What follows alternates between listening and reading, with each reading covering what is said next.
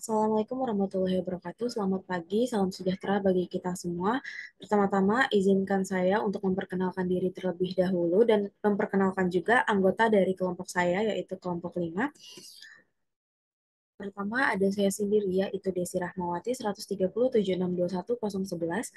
Lalu ada teman saya, Gahtan Khalid Bashin dengan NIM 13076210128. Dan yang terakhir ada teman saya, Kezia Fiona Giovanni dengan NIM 13076210155. Di sini kami akan menyampaikan hasil diskusi kami mengenai review jurnal dari sebuah jurnal atau artikel dari luar negeri yang telah kami terjemahkan dalam bahasa Indonesia yang berjudul beta glukan dari jamur dan kurma sebagai bahan dinding untuk pengiriman model senyawa bioaktif yang ditargetkan, eh, yaitu profil nutraceutikal dan bioavailabilitas, atau dalam bahasa Inggrisnya yaitu berjudul Beta-glucan for Mushroom and Dates as a Raw Material for Targeted Delivery of Model Bioactive Compound, Nutraceutical Profiling and Bioavailability. Dan di sini sudah ada scan barcode untuk jurnal itu sendiri agar teman-teman dan uh, bisa melihat jurnalnya dan membaca sendiri jurnalnya untuk informasi yang lebih lengkap. Baik, materi pertama yaitu ada Introduction and Methodology yang akan disampaikan oleh uh, teman saya, Kezia Fiona Giovanni. Lalu selanjutnya ada uh, Result and Discussion yang akan disampaikan oleh Gahtan dan saya sendiri. Dan yang terakhir ada Conclusion yang akan disampaikan oleh saya sendiri. Baik, yang pertama ada introduction dan metodologi. Pertama saya akan menjelaskan tentang introduction. Jadi di antara sistem penghantar food grade yang berbeda, beta-glukan telah mendapatkan fokus sebagai bahan dinding karena struktur sarang lebahnya yang dapat dengan mudah menahan senyawa bioaktif yang tahan terhadap tanah, pesan enzim, spektrum aktivitas biologis yang luas, dan merupakan prebiotik. Selanjutnya, keterbatasan beta-glukan asli seperti kelarutannya yang rendah, viscositasnya yang tinggi, bioavailabilitas yang rendah, dan lain-lain dapat diatasi secara efisien dengan mengurangi ukurannya seperti yang dilaporkan sebelumnya oleh Asher et al. Variasi struktur beta-glukan jamur dan kurma ini menyebabkan perbedaan sikap. Oleh karena itu, tujuan dari penelitian ini adalah untuk mengeksplorasi penggunaan beta-glukan dari jamur dan kurma sebagai pembawa rutin menggunakan metode berbasis ultrasound yang lebih ramah lingkungan. Selanjutnya ada metodologi. Metodologi metodologi yang digunakan itu adalah kuantitatif, di mana bisa dilihat di jurnal yang bisa kalian cek tadi sebelumnya, yaitu mereka menggunakan kuantitatif karena mereka menggunakan perhitungan dan juga data-data ya. Dan untuk bahannya sendiri mereka menggunakan kurma dan jamur yang bisa dibeli di pasar lokal yang ada di India, dan juga bahan kimia dan enzimnya dibeli di Small Aldrich. Selanjutnya ada result dan discussion, di mana yang pertama ada particle size and polydispersity index atau PDI. Ukuran dari partikel dalam suspensi menjadi ciri yang paling penting untuk mendapat mengetahui bioavailabilitas dan pelepasan. Nah, indeks polydispersitas atau PDI atau PDI mengukur rata-rata homogenitas partikel pada dispersi. Jadi, semakin besar nilai PDI, semakin besar juga ukuran distribusi antar partikel dan juga sebaliknya. Bisa dilihat di tabel di sampingnya, ada ukuran dan PDI dari kurma dan jamur. bisa dilihat ukuran jamur itu lebih besar daripada kurma. Jadi PDI-nya itu mengikuti ya. Jadi PDI-nya juga lebih besar daripada PDI kurma. Nah, secara ukuran nanokapsul yang kecil dapat meningkatkan bioaktabilitas serta mencegah pembubaran partikel. Nah, PDI N-ROE dan juga N-ROM yang kurang dari 0,4 itu dapat menunjukkan distribusi partikel yang sakit atau kecil. Selanjutnya ada swelling behavior.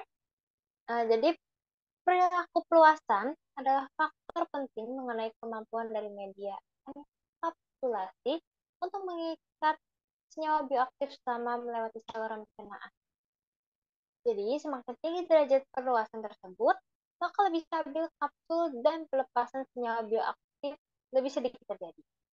Bisa dilihat di sebelahnya ada diagram. Di diagram ini bisa kita lihat yang tegaknya itu ada swelling power dalam persen, dan juga yang mendatarnya itu ada pH ya. Di mana pH 3 dan 4 itu lebih tinggi swelling power-nya dibandingkan 6,5.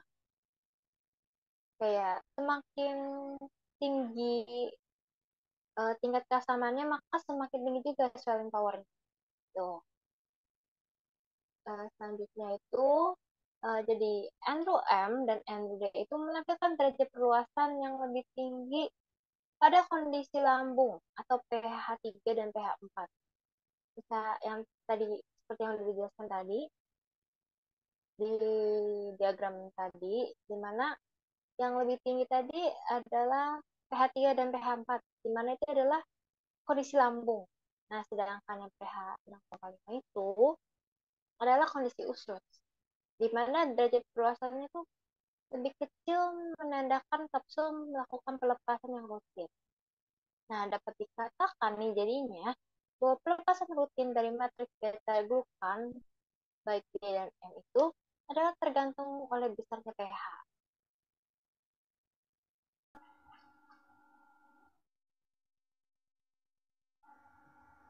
Selanjutnya adalah antimicrobial activity atau aktivitas antimikroba. Enro dari tumbuhan kurma dan juga NROM atau dari jamur menunjukkan adanya sifat antimikroba terhadap bakteri. Pada bakteri gram positif yaitu NUD adalah Staphylococcus aureus dan juga bakteri gram negatif Escherichia coli. Untuk kedua strain bakteri tersebut dilakukan dengan konsentrasi NROD dan juga NROM sebesar 20 mikrogram per mililiter. Untuk Escherichia coli sendiri, NROD dan juga NROM masing-masing terukur diameter zona hambatnya yaitu adalah 4 mm dan juga 5 mm. Sedangkan pada Staphylococcus aureus memiliki diameter hambat yaitu 8 mm dan juga 9 mm. Aktivitas antimikroba dari flavonoid disebabkan oleh interaksi antara flavonoid itu sendiri dengan dinding sel bakteri dan juga adanya lapisan lipopolisakarida sehingga merusakkan permeabilitas dari membran sel bakteri. Selanjutnya adalah efisiensi enkapsulasi. Encapsulation efisiensi atau efisiensi enkapsulasi adalah persentase massa dari rutin yang terikat dalam matriks beta glukan. Ini dapat dipengaruhi oleh ukuran partikel, jumlah dari material dinding, dalam hal ini adalah beta glukan, dan juga proses enkapsulasi. Untuk nilai efisiensi enkapsulasi oleh N-RU dari tanaman kurma adalah sebesar 89%, dan juga N-RO dari jamur sebesar 91%. Perbedaan nilai antara pada kurma dan juga jamur dapat dikaitkan dengan perbedaan struktur beta glukan yang diperoleh dari berbagai sumber dan juga adanya interaksi antara rutin dengan beta glukan yang berbeda juga. Selanjutnya adalah release behavior atau perilaku dari pelepasan rutin itu. Kontrol pelepasan nanokapsul dibuat untuk menjaga konsentrasi asli dari senyawa bioaktif yang akan dilepaskan di dalam darah, plasma, atau tempat yang ditargetkan. Model matematika diterapkan pada perhitungan kinetika pelepasan dari senyawa bioaktif NRU-D dan juga NRU-M pada kondisi pencernaan yang disimulasikan selama 180 menit. Model matematika Higuchi dinilai lebih cocok digunakan untuk melihat laju pelepasan rutin dari beta-glukan dari nanokapsul beta-glukan. Data di samping ini menunjukkan adanya hubungan linear antara laju pelepasan kumulatif dari NRU-D dan juga NRU-M terhadap nilai akar kuadrat simulasi. Untuk NRU-D atau dari tumbuhan kurma digambarkan dengan garis yang berwarna biru dan juga yang dari jamur digambarkan dengan garis berwarna merah. Dapat dilihat bahwa keduanya itu adanya hubungan linear itu naik antara terhadap waktunya. Pada gambar terlihat juga bahwa pada NRU-D dan juga NRU-M memperlihatkan grafik laju pelepasan yang berbeda satu sama lainnya. Yang mana hal ini juga bisa disebabkan karena perbedaan struktur beta-glukan yang diperoleh dari berbagai sumber.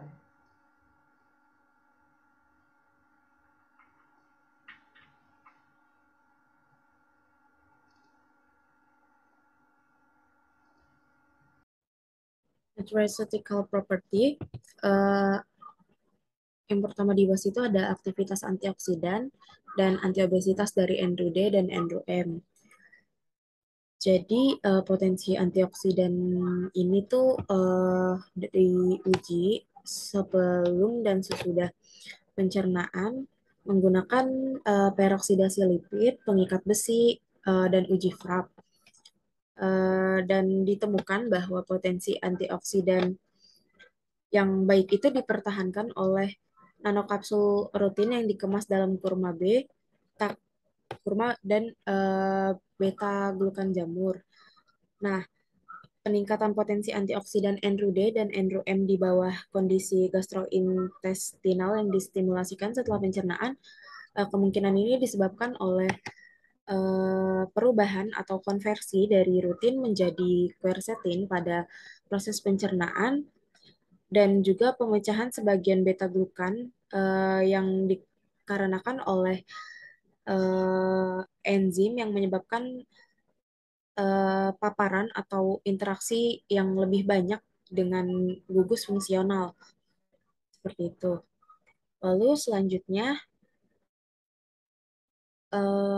ada aktivitas antiobesitas dari NRU-D dan NRU-M.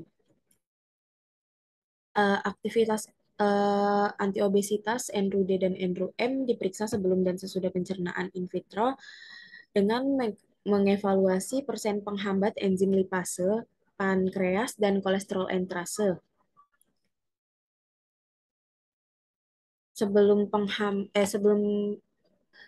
penghambatan persen pencernaan ditemukan untuk enzim lipase di pankreas itu NRU-M dan NRU-D-nya itu sekitar 74,9% dan 71,12%.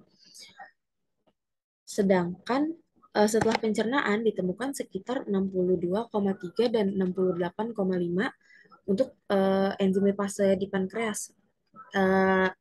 Secara angka itu relatif menurun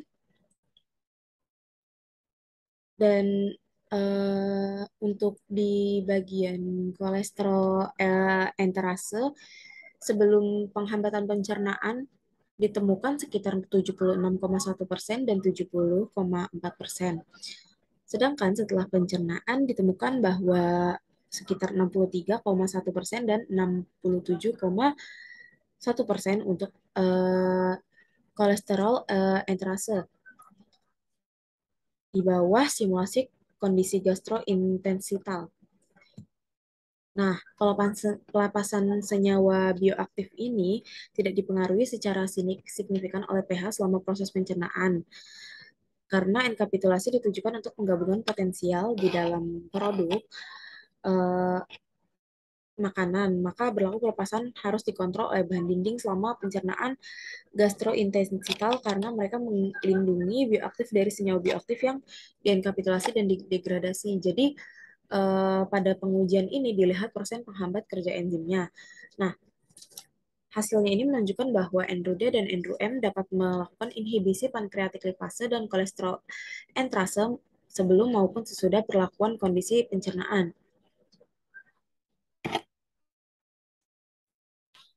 Nah, selanjutnya nanokapsul itu ditunjukkan pada bisnis untuk produk makanan seperti yang sudah dijelaskan tadi. Maka dari pelepasan senyawa bioaktif perlu diatur dengan baik atau perlu pengontrolan yang baik di dalam pencernaan selama dalam kondisi dapat mencegah senyawa bioaktif dari degradasi.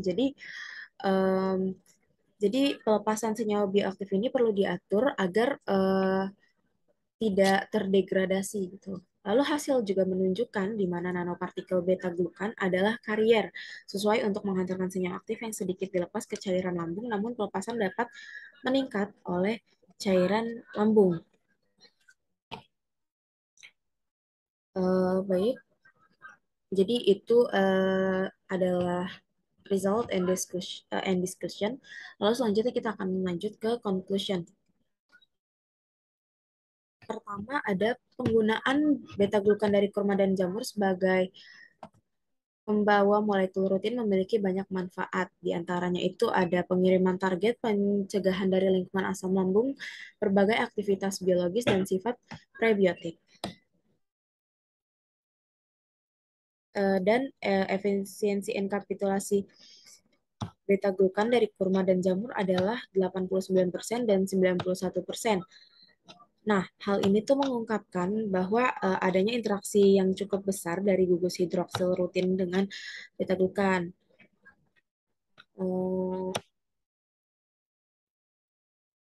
Lalu rutin yang dienkapsulasi dalam matriks beta glukan menunjukkan peningkatan aktivitas antiobesitas dan antioksidan serta antimikroba itu sendiri. Analisis FTIR dari nanopartikel beta glukan yang dimuat secara rutin mengonfirmasi adanya jebakan rutin dalam matriksnya. Serta hasil yang diperoleh dari saat in vitro studi menunjukkan bahwa enkapsulasi rutin dalam beta glukan dapat menjadi cara yang lebih baik untuk pelepasan rutin yang ditargetkan dalam saluran pencernaan. Namun penelitian masih diperlukan di masa depan untuk mengeksplorasi penggunaan kapsul rutin dalam sistem makanan yang beredar untuk meningkatkan manfaat kesehatannya. Jadi perlu adanya penelitian lebih lanjut untuk meningkatkan manfaat kesehatannya gitu dari si kapsul ini sendiri. Gitu. Sekian presentasi dari kelompok kami. Apabila ada kekurangan atau kesalahan dalam bertutur kata, mohon dimaafkan. Wabillahi taufiq wal hidayah. Wassalamualaikum warahmatullahi wabarakatuh.